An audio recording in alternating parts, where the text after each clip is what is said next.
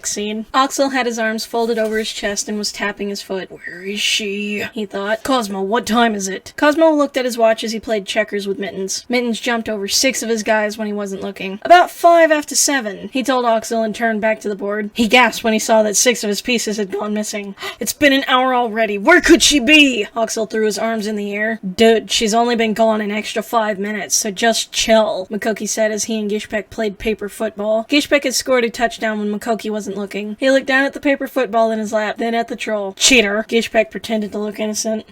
Exactly, she's been gone an extra 5 minutes. She said she would only be an hour. What if something happened to her? Oxel said, throwing his arms up in the air again. Nobody was paying attention. Am I the only one who cares? We care about her too, Cosmo said, but it's only been 5 minutes. I'm sure nothing happened to her. Honestly, I'm with Oxel on this. He's only reacting in this fashion because he's got a crush on Xanna, lusting after her. But, let's minus that. It's a real reaction to have in this dangerous fucking world. Even just 1 extra minute could mean all the difference. Something did happen to her, Dethium said as she stared at her dagger. Oxel shot Cosmo and I told you so look. Cosmo just rolled his eyes. What happened to her? She got to go back there and have fun killing spiders, Dethium said and pointed to the direction with her dagger. Then she folded her arms over her chest, pouting. Lucky bitch, she mumbled. Oxel growled and began to pace around camp. Calm down. I've known Xanna for a long time. I'm sure she's fine, Cosmo said reassuringly. He's known her for so long. They were together for like a year or 2 at the orphanage, then didn't see each other for 8 years. They know each other so well. Next scene.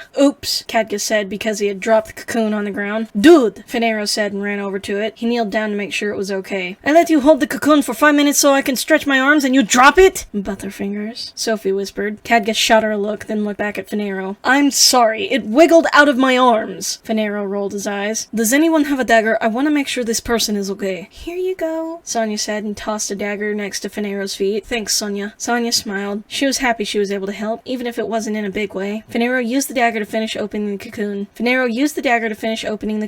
When he was done opening it, he and his friends gasped. There was a blood elf inside the cocoon! A short, skinny, female blood elf. She had dark pink skin, dark brown hair she was wearing in a ponytail, a pair of earrings, and by the look of what she was wearing, she must have been a rogue. Khadga glared at Sophie. What? You didn't even make sure it was an alliance? I couldn't tell because she was in the cocoon. All I could tell was that she was scared and needed help. Who cares if she needed help? She's a filthy horde! Dude, I'm the one who grabbed the cocoon, so blame me for saving her, Finero said. He didn't really like seeing his sister get yelled at. What were you thinking? Khadga redirected his yelling. How could you? She's a filthy horde! I'm sorry, I didn't know. I thought she was a night elf because of her eyes. How can you get yellow night elf eyes? Khadga continued his yelling and pointed at his eyes. He knew he didn't have night elf eyes, but he knew his friend would get the message. Confused with green blood elf eyes! He threw his hands in the direction of the unconscious blood elf. I didn't get confused. I saw yellow eyes. You're colorblind. I am not. Then what color is this spider? Khadga said, picking up his new pet and holding him in front of Finero's face. Finero backed his face away a couple of inches. It's green and red. Wrong. How is that wrong? It's red and green. What's the difference? Khadga pulled the spider closer to him. He's red with green spots, he yelled and pointed to the red, then the green. After that, he put his spider back down on the ground. Finero and the girls smacked their foreheads. Whatever, my point is I didn't know she was a blood elf. The blood elf moved a little. Shit, she's close to waking up. Come on, let's leave her and tell the guards in Darkshire that there's a blood elf in Duskwood. No, we can't do that. They'll kill her. Exactly! We're not going to the guards! Finero pointed a not gonna happen finger at Khadga. What? Are you a horde now? No, but we're not gonna go to the guards. If we don't, then this blood elf will kill everyone in Duskwood, Khadga said, grabbing Finero's collar. What if she doesn't? Are you kidding me? Everyone knows that all the horde want to do is kill us, Alliance! The boys gave each other angry looks, then raised their fists. Sonia started to cry. Way to go, you two, Sophie said as she wrapped her arms around Sonia. Please stop fighting, she cried. Sonia buried her face into Sophie's chest and continued to cry. Sophie rubbed the back of her head, trying to calm her down. The guys lowered their fist after seeing Sonia cry. Sorry, Khadga said quietly and let go of Finero's collar. Me too.